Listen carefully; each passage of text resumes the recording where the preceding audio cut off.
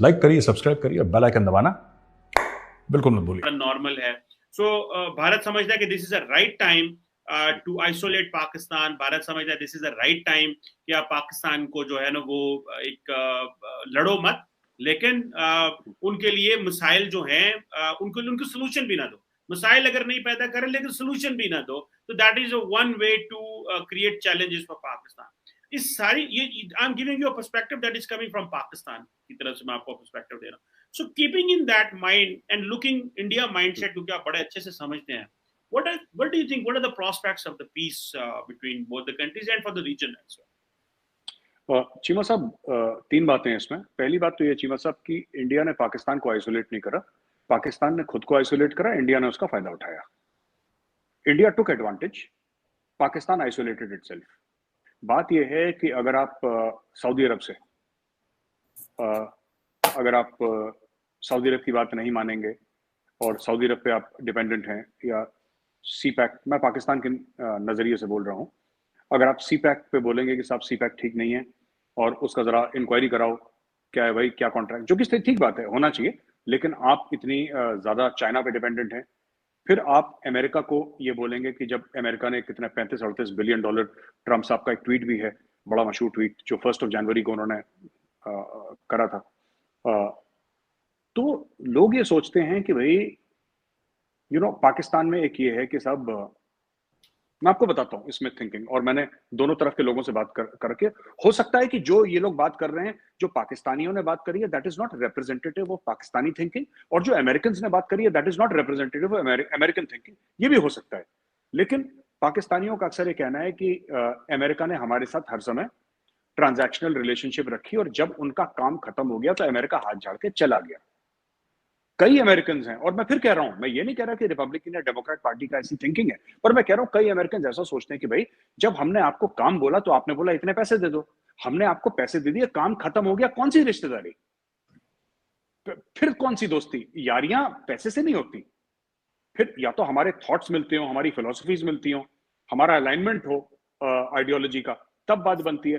तो जैसे कि जब फर्स्ट अफगान जिहाद की हम बात करते हैं 79 टू 89 के बीच में, राइट, जिसमें पाकिस्तान कहता है कि उसकी वजह से कोकेन और हेरोइन और कालिशनिकोव का कल्चर पाकिस्तान में आया, ठीक है, उसमें एक बड़ी मशहूर किताब है द बेयर ट्रैप, वो पाकिस्तान के एक ब्रिगेडियर साहब ने लिखी है।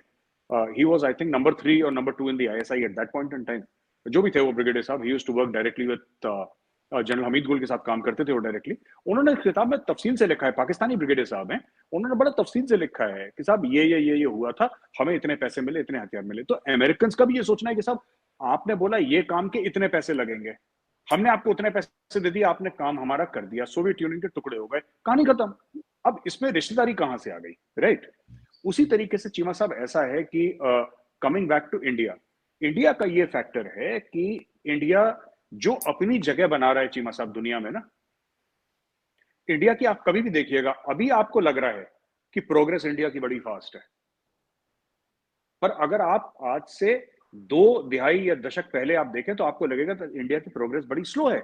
एक हिंदू रेट ऑफ ग्रोथ कहते थे 2.5% साल की growth, it was called derogatively, it was called the Hindu rate of growth. और ये मैंने कई बार पढ़ा है इकोनॉमिक बुक्स में और मैगजीन्स में, तो हिंदू रेट ऑफ ग्रोथ। बात यह है कि इंडिया ने धीरे धीरे धीरे, और इसमें सारी पार्टियां शामिल हैं, सारी पार्टियां शामिल हैं। नरसिम्हा राव जी प्राइम मिनिस्टर थे, डॉक्टर मनमोहन सिंह साहब फाइनेंस मिनिस्टर थे, तब इंडिया में लिबरलाइजेशन, और इंडिया ने उस चीज पे बिल्डअप करा। मोदी जी ने क्या करा है कि जो आप बात कर रहे हैं ना कि 2014 में उन्होंने इनवाइट करा, फिर मोदी जी ने इंडियन इकोनॉमी और इंडियन डिप्लोमेसी में स्टेरॉइड्स डाल दिया। उन्होंने ये करा, जो स्पीड पहले 50 की चल रही थी वो 200 की चल रही है, फर्क सिर्फ इतना है। He is just able to do the same thing much better, much faster, with more concrete delivery. और कुछ इनोवेशन भी है, कुछ प्लानिंग भी है, जैसे उज्ज्वला योजना है या फिर स्किल इंडिया है, ये काफी सारी चीजें भारत के लिए लाए। अब मैं आता हूं आपके उस क्वेश्चन पे, जब आपने बोला कि साहब एक बार वो आ गए तो उन्होंने बोला कि पाकिस्तान को हम आइसोलेट। देखिए मैं आपको बताता हूं,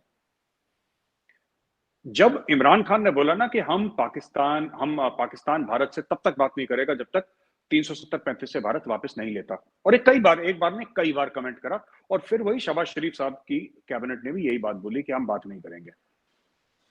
इंडिया में काफी लोग हैं जो इससे बड़े खुश हो गए क्योंकि इंडिया में एक खास तबका है जो कि बड़ा पावरफुल है, जो चाहता है कि ये चले। आप मत बात करें। और जो तारड़ साहब ने बात बोली, तारड़ साहब ने गलत बात नहीं बोली, he was right on the button. बात यही है जो तारड़ साहब कह रहे हैं। What he said was absolutely correct.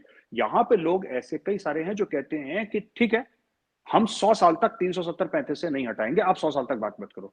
Because कहीं ना कहीं इंडिया फील्स की what can Pakistan bring to the table. ये भी बात ठीक है कि जो तारड़ साहब ने बोली थी कि अ prosperous and stable neighbor is in any countries. Why talk about India? It is China के इंटरेस्ट में है, रशिया के इंटरेस्ट में, अमेरिका के इंटरेस्ट में। अमेरिका को कितनी प्रॉब्लम हो रही है वहां पे मेक्सिको में, जो ड्रग वॉर्स होते रहते हैं। अमेरिकन बेचारे परेशान हो जाते हैं। डोनाल्ड ट्रम्प ने तभी तो बोला था मैं वॉल बनवाऊंगा। क्यों? वो ठीक है, वो एक तरीका था उनका, लहजा था बोलने का, लेकिन fact of the matter is कि परेशान थे। Donald Trump was upset as president of the United States की बॉस, आप हमारे हजारों बच्चे मर रहे हैं हर साल ड्रग्स। सो मैं कंपेयर नहीं कर रहा, I am not comparing Pakistan to Mexico, I am just giving an example that अगर मेक्सिको भी अगर इकोनॉमिकली स्टेबल होता, पॉलिटिकली स्टेबल होता, ड्रग्स की ग्रोथ वहां पे नहीं होती, अमेरिका खुश रहता। फिर ट्रम्प साहब ये बात ही नहीं करते कि मैंने वॉल बनानी है। ट्रम्प साहब कभी जबान पे ये बात नहीं लाते। उनको प्रॉब्लम थी, अमेरिका को प्रॉब्लम थी, इसलिए ट्रम्प साहब ने बात करी। सिंपल सी बात है।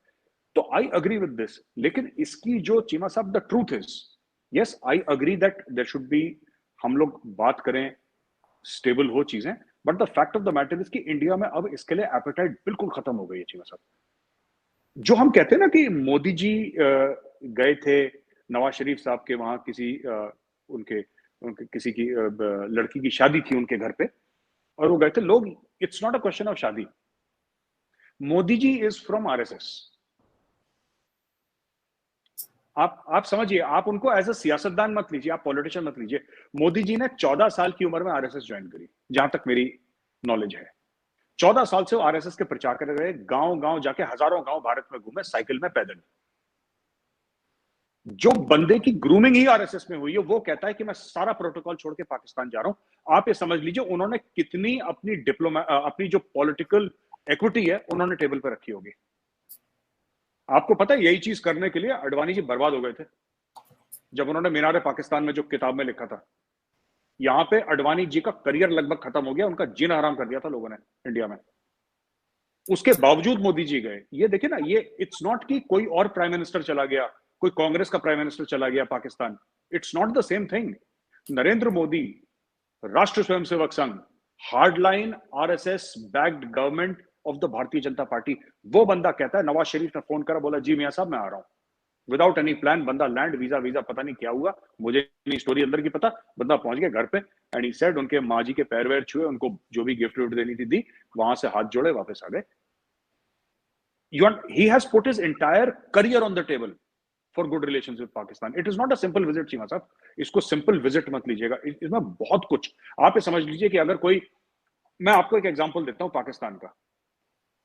आपका कोई हार्डलाइन मुस्लिम लीडर है रिलीजियस पार्टी का, जो कि थंपिंग मेजोरिटी से आ जाता है, जिस पर लोग अंधा विश्वास करते हैं, ठीक है, और एक दिन उसको नफ्ताली बेनेट कॉल करता है और कहता है कि जी आप आ जाओ, चाय पीनी है, तेल अवीव आ जाओ, और वो कहता है ठीक है भाई, तूने बुलाया, मैं आ गया। आप समझ लो पाकिस्तान में आग लग जानी है। But he did that. और उनको जब उड़ी हुआ तो उनको ऐसा लगा कि मेरे साथ गलत हो गया पर्सनली।